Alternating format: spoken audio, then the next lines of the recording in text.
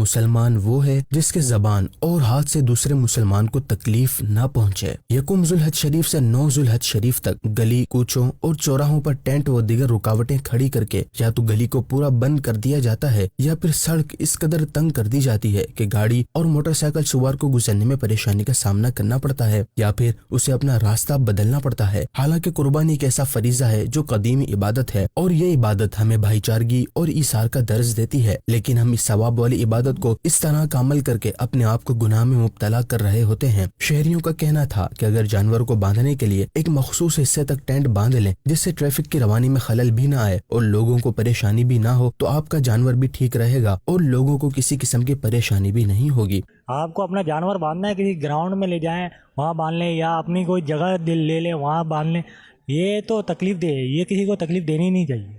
قربانی تو ایک بہت عظیم فریضہ ہے، لیکن کسی کو تکلیف دے کے اس طرح روڈ بند کر کے میرے حساب سے یہ مناسب نہیں ہے۔ یہ درست ہے کہ قربانی کے جانور سے انسیت سی ہو جاتی ہے اور اس کے آرام میں خلل پیدا نہ ہو اس کے لیے رکاوٹیں لگائی جاتی ہیں، لوگوں کو پریشانی نہ ہو اس کے لیے صاحب قربانی کو چاہیے کہ وہ اپنے جانور کو باندھتے وقت اس بات کا خیال رکھیں کہ گاڑی اور موٹر سائیکل سوار کے گزرنے کے لیے مناسب جگہ کو چھوڑ دیں تاکہ ٹریفک بھی چلتا رہے اور کسی کو پریشانی بھی نہ ہو۔ حدیث پاک میں ہے کہ تم لوگوں کو اپنے شر سے محفوظ رکھو، یہ ایک صدقہ ہے جو تم اپنے نفس پر کرو گے۔